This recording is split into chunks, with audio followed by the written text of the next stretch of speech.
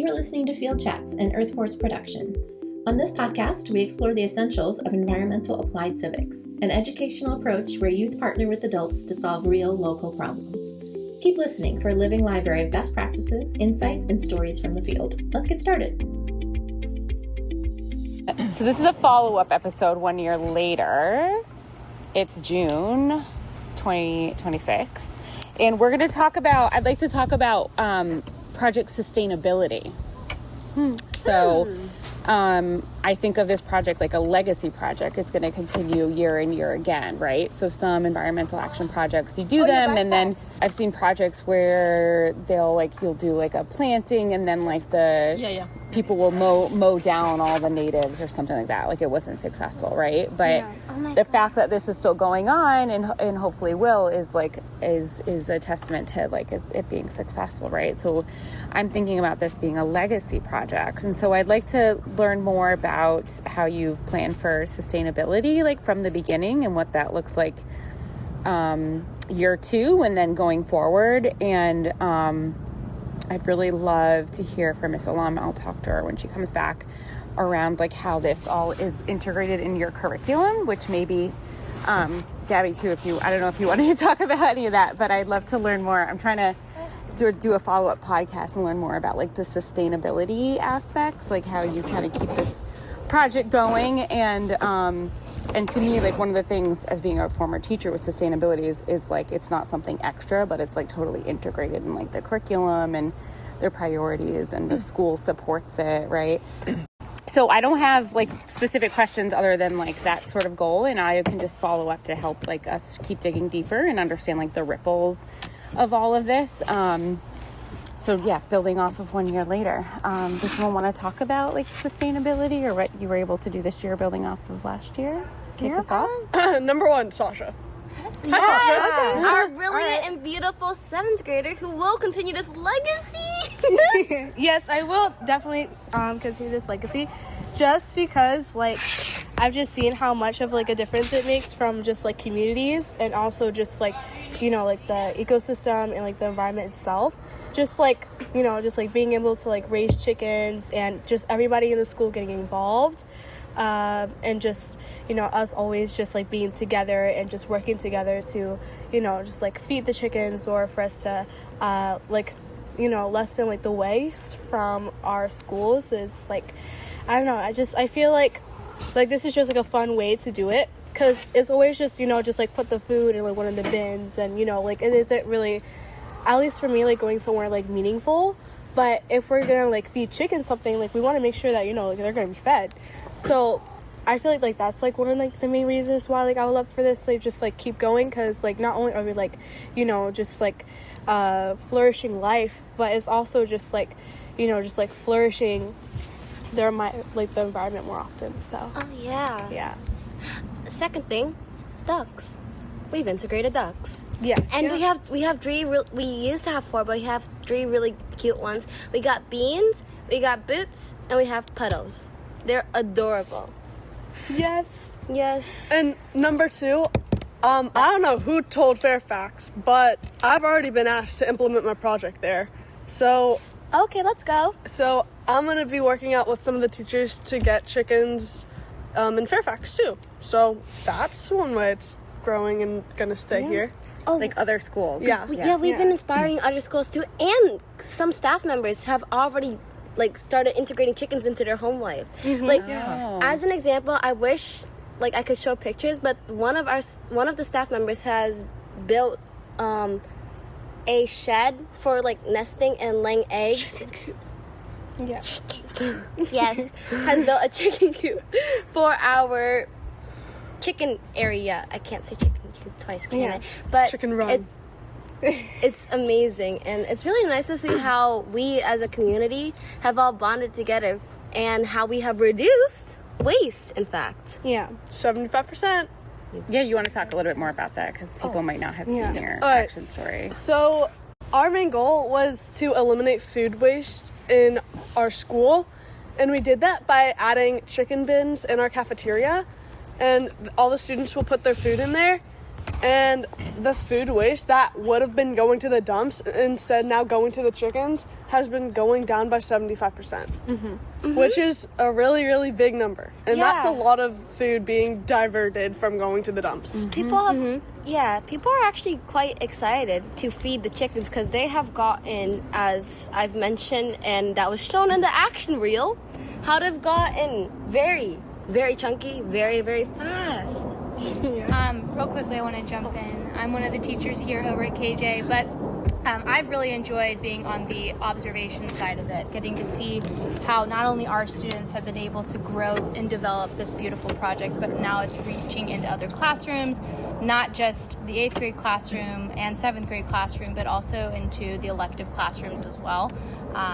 Getting to work with the leadership team here has been really awesome, and having them exposed to such a really great hands-on experience has also been really great, and now we have parents also stepping in to help. So just continuing that both outside the classroom but in our community as well. Yeah, Jake, you had something to share? Oh yes, and we've also had some really great just testimonies of our work that we've done here. We've made permanent changes to the courtyard and the school in general, like a chicken shed, their area, and like their entire coop. And also, we're planning to add an outlet, which will be an even more permanent addition to the structure of this building, and that will just be like staying there forever and like encouraging people to continue this project throughout the years. Yeah. So, how has this helped you as a person? I have really been noticing how I've been growing as a person and like socially, with more confidence, and I'm able to speak more clearly, and just it really has deepened my relationship with the environment, but also like my friends and my community. So it really has been great to see how much like my involvement with this project and carrying this on to future like schools is really going to affect me even more. Cool, that's awesome. So as a teacher, for me, it is really, for being 20 years in this school, it's see it grow from where this space was just a concrete dump after the renovation, and then it has grown to where it is. And for me as a person, as a teacher, I can't think of anything more satisfying to be able to take the teaching outside the four walls of the classroom. So just being able to take this experience outside the classroom to the real world, that I think any student who's going to be part of this project, who has left KJ, Katherine Johnson, will remember this. And this is a memory to keep, and the learning to keep, and the learning to grow from. And I'm sure this has really helped all the students for emotional support, learning support, just learning basic skills of whether it's gardening, whether it's a skill of speaking, confidence, nurturing, value, reducing the carbon footprint. I mean, we name it. I teach life science, and this is just very dear to my heart that, my students have taken my passion that I have in my heart to their heart, and it's going to grow even when I'm gone. So you will take this passion and build upon it with your generation and beyond. One of the best parts of this project is actually meeting some of what would be some of my closest friends. Like I've known some people since elementary, and some I've only met just last year or this year. But thanks to this project, it's like bringing us together. It's bringing this whole school, honestly, together as a community, like a tight-knit community who cares for the chickens, who cares for the environment. And it's just really awesome to see, like as Ms. Alm said, the passion that we have for this project, for our environment, for everything, and for each other especially, because I can't wait to implement this at a new school, and I can't wait for Sasha to take the reins over all of this. Yes.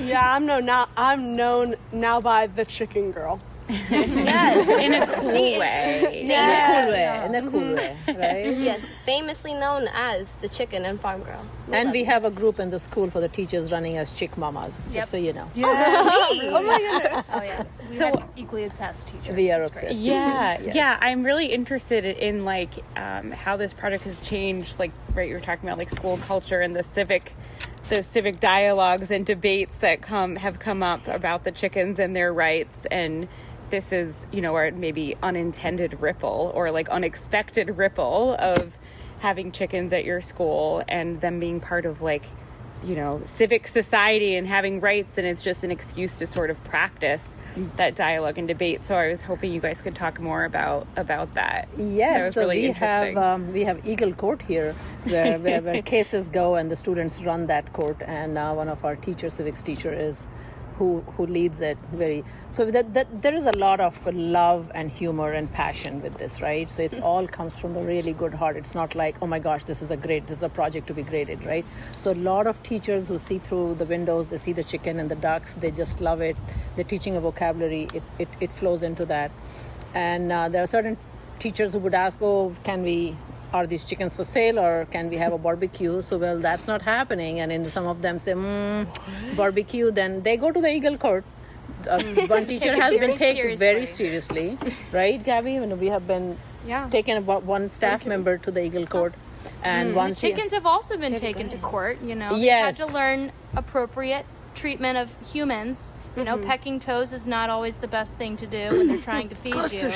Well, then we also had the counter argument that Y'all ended up winning. Ended up winning because there is a rule in the science that you need to wear cover-toe shoes, right? So if you come here and this is their space for free roaming, we have their birds' rights and free roaming space. And if you come BRNR, right? So if you come in their space and you're intruding, well, you're trespassing in their land, right?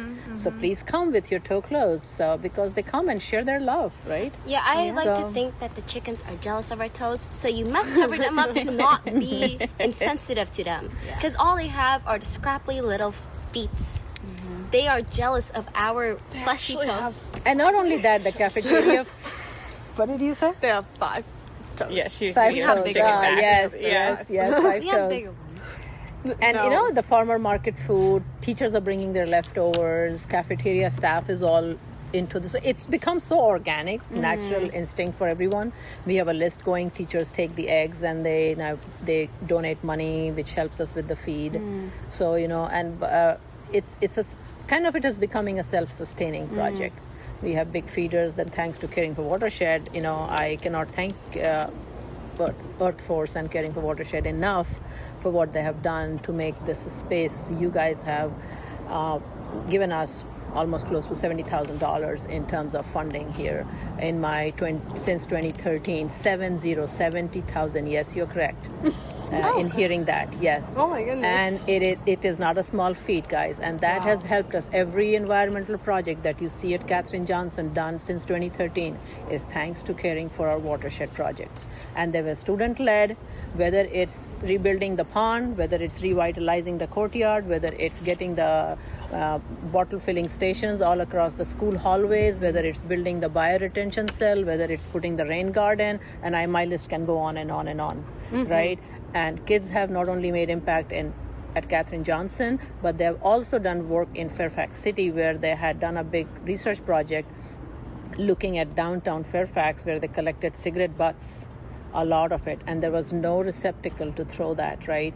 So they came up with educational posters, and that was also one of the projects submitted to Caring for Watershed, and they got funding to put receptacles out there. Not that we want people to smoke, but people will smoke, right? So where is the receptacle to drop that, right? Because all this is run off into the storm drain, right? So my passion trickling to so many kids now, and those kids now are in the workforce. They have gone beyond college. This is still their favorite part of middle school. They still connect with me on Facebook and LinkedIn, and we talk to each other. They like my projects. They talk about how this has really helped them in their skills. Whether we talk communication, collaboration, your speaking, your confidence, your creativity, your global ethical citizenship, you name it. This is a culminating part for every skill of yours, the good skill that you want to take with your life along. I think a part of it too is responsibility. We've had a lot of students take responsibility not only for work that we're doing in the courtyard, but also responsibility as students of a green team, of a Caring for Watershed project.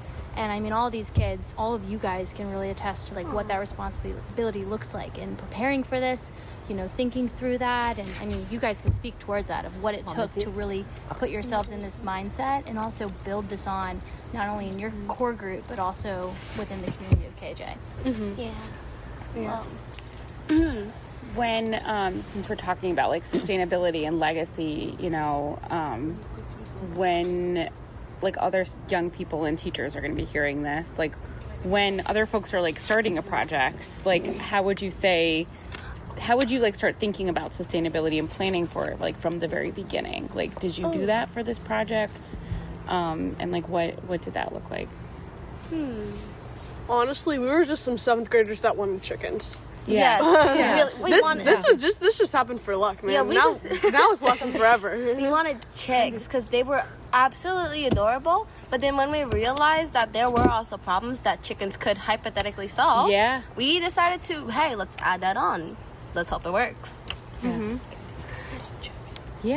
So we also have students who were part of the civic action projects with the Fairfax City, North Fax, and Courthouse Plaza here, right? And what did you guys do, and what was your experience with design? It was a lot of fun. We got to redesign different areas of the city. We got to include different green solutions like solar panels. We got to think about different water things like flooding problems and how to solve that. And my friend here was on the other group. You got that. Yeah, did so North Fax. I did Courthouse Plaza. My friend here did North Fax. Features that you wanted in your project to redevelop? We wanted a space where like lots of other people, like all ages, can enjoy like the green area where all kids can and families, and you can have like green spaces to walk around and have lots of fun in. So in our design, we wanted lots of shopping. We wanted it to be a place that people like to go for fun, shops, restaurants, fun spaces. You also looked into the stormwater management, and so that you want to reduce the runoff, right? And walkable area with less carbon emission. Yeah. So have that really built into that. And I think the biggest thing that you guys did was having your voice heard and your advocacy to have youth involvement when these projects are coming up, right? That was a big... how was your experience when you presented to mayor and the council and the school board and planning commission? It was fun. It was exciting to go and talk to like the people who are really in charge of these things. like it was scary at first, but like once you like keep doing presentations in front of other people, especially adults, it gets easier and easier because it's different from presenting to classmates. Do you think they heard you? Like, are they making any of these changes that you proposed? Yesterday Yes. they were very accepting, Yeah, right? they The were council members. accepting, Yeah. Yeah, that's great. Yeah, the council members really said, "Oh my goodness, this is what I would want. This was my desire. Look at these kids. They have made a proposal that is, and they want to have a continuous dialogue, even when these kids move on to the high school." And they were officially given the Fairfax City pins yesterday, Oh, sweet. which mayor and council wears. So that was a proud moment. Yeah, I have your pin. Yeah. And it's normalizing maybe that like young people can go to these city Yes. councils and ask for the changes, right? Yeah. That they want to see on bigger scales, and that your voice matters and you have expertise that they need to hear, right? Like you should be included in important decisions. as All young ages, people. guys. All Yeah. ages. If we were to grow up in this world, if we're to grow up in this now, might as well help it and change it for the better. I mean, let's be real. Nothing really lasts forever. So why don't we make something good that can stick? And that's just awesome to see that in the future, when we're all older and we all go our separate paths, we can just come back to the school and see the new generation of chickens roaming around, ducks squawking about who owns the pond and who doesn't, and all of them still very, very hungry and running towards any food they see in sight. So it'll be really nice to look back on something and say, hey, we actually did this, and it's still here. Yeah. And I have a very strong feeling that this will bring us some really nostalgic memories. And I'm not ready for those feelings, but... Do you guys want to end on the poem? Oh, we have that. Wait, I do actually want to add something. Oh, yeah. Yeah, so I do just want to say that, like, I feel like many people just have, like, such an idea that could possibly just, like, change, like, the whole entire ways that, like, things could be, like, seen or, you know, like, visualized or to be, like, acted upon. Like, this was just at first an idea, you know, it was just, like, a dream, you know, it's just, like, oh my goodness, like, imagine we have chickens, like, that would be amazing. But the fact that we're youth, you know, like, we're just little, like, we're not even in, like, our 20s, like, we're not even, like, full-on teens, you know, like, we're still youth, like, we're, you know, like, we're still young, and yet we were able to, like, put on, like, just, like, this whole entire, like, COOP program, and, you know, just, like, having, like, so many, like, people be inspired and to be, like, you know, impacted on, like, this project, and, you know, just, like, having, like, so many communities and just saying, oh my goodness, like, you know, like, there's chickens outside, and, you know, just, like, people just, you know, like wanting to pitch in. It's kind of like, even though people may think that ideas sometimes can't be possible, I mean, if we can have chickens into our schools, then I feel like anything can be possible. And if you have just, like, if you have that momentum, and if you have that just, like, perseverance and that inspiration, and you're able to have, like, that community and that group with you to, you know, keep going with you, then I feel like it's just gonna just grow upon, which is why this is gonna be a legacy, because we already have, like, communities, and we have, like, so many people who are, like, impacted. So I think what I've learned from you all is if the issue and the action isn't centered around, like, joy, you know, like, it's not gonna be sustained, because right, it's going to feel more like work. So environmental, you know, action and the whole process, like, yes, there was work, you know, that you guys had to do, but it's done with joy, and there's no reason that can't happen, right? It doesn't have to be joy and then, you know, working to save the environment. Like, those things can be together, right? And that's an example of radical joy, right? And also, like, learning is not a kind of a task.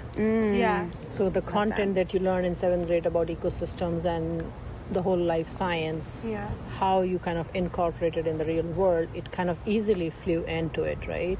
You understood the life cycle, the cells, the living things, how it matters, how it all starts from a single cell of an egg to a whole living being, right? And the ecosystem and the food chain, and we teach all this, but you didn't realize that through this project you just made sure that it was all tangible. These are the best teachers. They sneak in the standards and curriculum. You don't even feel like you're learning. I don't even realize that. Tying back to what Mix XJ said, sorry, you must, like, to actually make a project sustainable, you have to have the passion for it.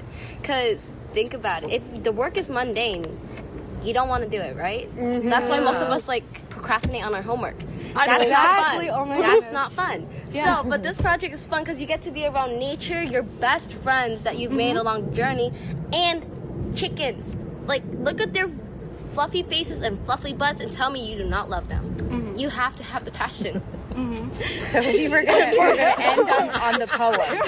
We're gonna end on the poem. Okay. Large feathers and webbed feet, ducks in the courtyard are really neat. They like to frolic in the snow. These birds are amazing, don't you know? Chickens are awesome too. They eat a lot, that much is true. Chickens really just like the snow, but still they wander to and fro. The fact that we did that just so many times, we memorized it. Yeah, yours truly. I feel like we just, like, cast a spell also, like, into existence. Oh my goodness. So I just want to say thank you all for all of your work on this. I know we'll stay in touch. That's it for this episode of Field Chats. If you found this episode helpful, please rate the show or share it with a colleague. Thanks so much for being part of the movement to change how young people learn. We'll see you next time.